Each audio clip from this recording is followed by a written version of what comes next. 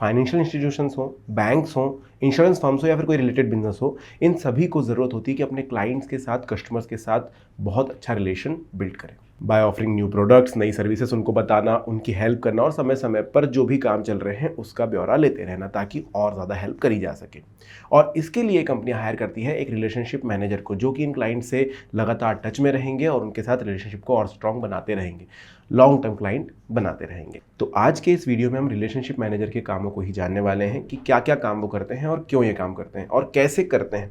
तो सबसे पहला जो काम मैंने आपको बताया, जैसे कि नाम से स्पष्ट है, रिलेशनशिप मैनेजर है, तो रिलेशनशिप को बना के रखना है, स्ट्रॉन्ग बनाना है और नई रिलेशनशिप्स भी क्रिएट करनी है, नए कस्टमर्स, नए क्लाइंट्स भी ढूंढने होते हैं। तो रिलेशनशिप बिल्ड करने के लिए सबसे पहली चीज़ होती है कि क्लाइंट के साथ इंटरेक्ट करना पॉजिटिवली और उनके गोल्स को, उनकी नीड्स को समझना कि वो क्या चाहते हैं। अगर आपको कोई प्रोडक्ट है या कोई सर्विसेज है तो आप क्या क्या प्रोवाइड कर सकते हैं, सामने वाले की नीड क्या है वो आपको अच्छे से पता होनी चाहिए। क्लाइंट के फाइनेंशियल ऑब्जेक्टिव्स को समझ के उनको उस तरीके की सलाह आपको प्रोवाइड करनी होती है। कम्युनिकेशन में, इंटरेक्शन में कंसिस्टेंसी रखनी होती है ताकि लॉन्ग टर्म जो है एक रिलेशनशिप बिल्ड हो सके और वो भी आप पर, जो आपके क्लाइंट है वो भी आपके ऊपर उतना ही भरोसा कर सकें क्योंकि वो आपको कुछ पे कर रहे हैं और आप उनका हमेशा साथ दे रहे हैं। अपने गोल को अचीव करने के लिए क्लाइंट को उनके फाइनेंशियल स्ट्रेटेजीज में हेल्प करना और समय समय पर अपडेट्स लेते रहना, अपडेट्स देते रहना क्लाइंट को भी कि क्या चल रहा है, क्या नहीं चल रहा है, क्या चांसेस ऑफ फेलियर है, क्या चांसेस ऑफ सक्सेस है, क्या सही तरीके से सब कुछ हो सकेगा या फिर कुछ अपडेट करना है, कुछ अपग्रेड करना है या कुछ चेंजेस करने हैं प्लान में, तो वो कैसे करने हैं, इसके बारे में क्लाइंट के साथ इंटरेक्शन करते रहना।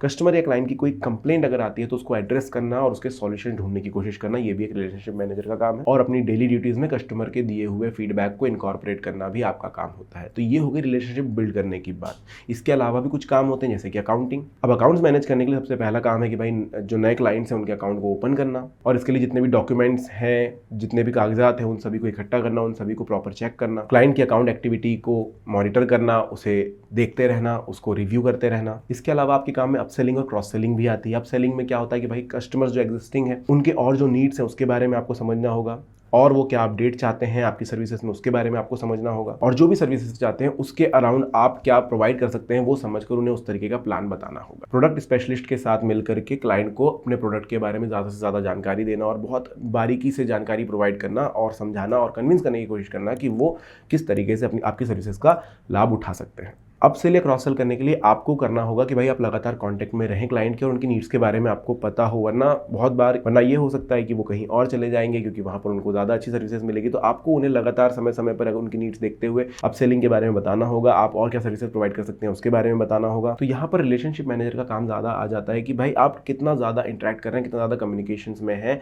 कितनी ज़्यादा कंसिस्टेंसी यहाँ पर आप बरत रहे हैं अपने क्लाइंट्स के साथ। अगर आप उन्हें ऐसे ही छोड़ देंगे तो, क्योंकि मार्केट में काफ़ी ज़्यादा कंपटीशन है, तो हो सकता है कि आपके क्लाइंट में कहीं और भी जा सकते हैं क्योंकि वहाँ पर सर्विसेज ज़्यादा बेटर मिलेगी या फिर आपने अपनी नई सर्विसेज के बारे में, अपने अपग्रेड्स के बारे में नहीं बताया है उन्हें। और साथ ही साथ एक रिलेशनशिप मैनेजर का काम ये भी होता है कि मार्केट रिसर्च को कंडक्ट करना। वैसा क्यों? क्योंकि आप एक रिलेशनशिप मैनेजर है तो आपको मार्केट की स्ट्रेटजीज के बारे में, मार्केट ट्रेंड्स के बारे में पता होना चाहिए। क्या ट्रेंडिंग में चल रहा है, किस तरीके की सर्विसेज ऑफर की जा रही है, किस तरीके के प्रोडक्ट्स ऑफर किए जा रहे हैं, क्या कुछ चीज़ें और कंपनियां दे रही हैं वो आपको पता होना चाहिए। कंपटीशन के हिसाब से आपको भी उस तरीके से अपस्केल करना होगा अपनी चीज़ों को, अपने सर्विसेज को, अपने प्रोडक्ट्स को। सिर्फ इतना ही नहीं, अलग अलग तरीके से जो सर्विस प्रोवाइडर्स हैं वो आएंगे, लेकिन अलग अलग तरीके की डिमांड भी कस्टमर्स की बढ़ती जाती है। तो उस तरीके से आपको अपनी सर्विसेज को डालना होगा, अपने प्रोडक्ट्स को डालना होगा ताकि ज़्यादा से ज़्यादा लोगों की नीड को आप कंप्लीट कर सकें और ज़्यादा से ज़्यादा लोगों तक आप पहुंच सकें। अलग अलग तरीके से कस्टमर को सेटिस्फाई करने के तरीके ढूंढना, जैसे कि फीडबैक लेना, कंप्लेंट के आधार पर जज करना कि भाई हम किस तरीके से जा रहे हैं और हमारी किस ज़्यादा चीज़ों में कंप्लेंट्स निकल कर आती है, उस एरिया को इंप्रूव करना ताकि आप ज़्यादा से ज़्यादा लोगों तक जुड़े रहें, ज़्यादा से ज़्यादा लोगों से और लंबे समय तक जुड़े रहें। अब ये सारा डेटा इकट्ठा करके आप जो है अपनी टीम के साथ शेयर करेंगे और इंप्रूव करने की कोशिश करेंगे। तो ये सारे काम जो है एक रिलेशनशिप मैनेजर को करने होते हैं। इसके लिए जो स्किल सेट की ज़रूरत है उसमें सबसे मेन चीज़ें हैं कि आपकी कम्युनिकेशन स्किल बहुत ज़्यादा अच्छी हो,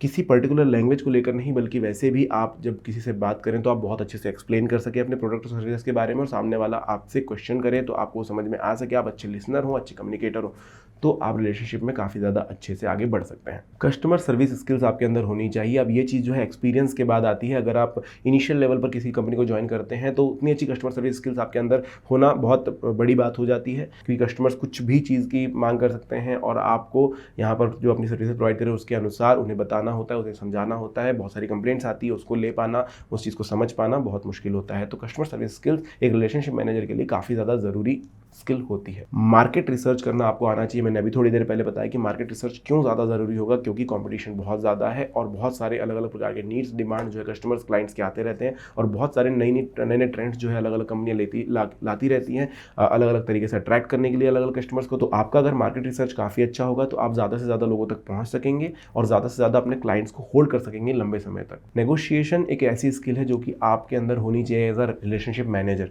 क्योंकि जब आप एक रिलेशनशिप मैनेजर हैं, काफ़ी सारे क्लाइंट के साथ आपको लगातार काम करना है, तो वहाँ पर नेगोशिएशन बहुत बड़े लेवल का होता है। जब आप लॉन्ग टर्म की बात करते हैं तो किस तरीके से आप उन्हें कन्विंस करते हैं आपके प्राइस के बारे में, आपकी सर्विसेज के बारे में, आपकी चीज़ों के बारे में, वो आप तक होता है। और स्ट्रेटेजिक प्लानिंग आपको आनी चाहिए, क्योंकि बहुत अलग अलग तरह के कस्टमर्स क्लाइंट्स आपके साथ जुड़ने वाले हैं, जिनके साथ आपको स्ट्रेटेजी बनानी होगी उनके फाइनेंशियल गोल्स के लिए, उनके अलग अलग प्रकार के गोल्स के लिए, और आपको यहाँ पर काफ़ी ज़्यादा हेल्प करनी होगी। सो ये 4-5 स्किल जो है आपके अंदर होनी चाहिए, तब जाके आप ज़्यादा अच्छे से हेल्प कर पाते हैं, तब आप एक अच्छे रिलेशनशिप मैनेजर बन पाते हैं और फ्यूचर में काफ़ी ज़्यादा तरक्की कर पाते हैं। तो ये था दोस्तों रिलेशनशिप मैनेजर के काम और उनके स्किल्स का वीडियो। अगर आपको वीडियो पसंद आया तो लाइक और सब्सक्राइब जरूर कर लीजिएगा। Thank you.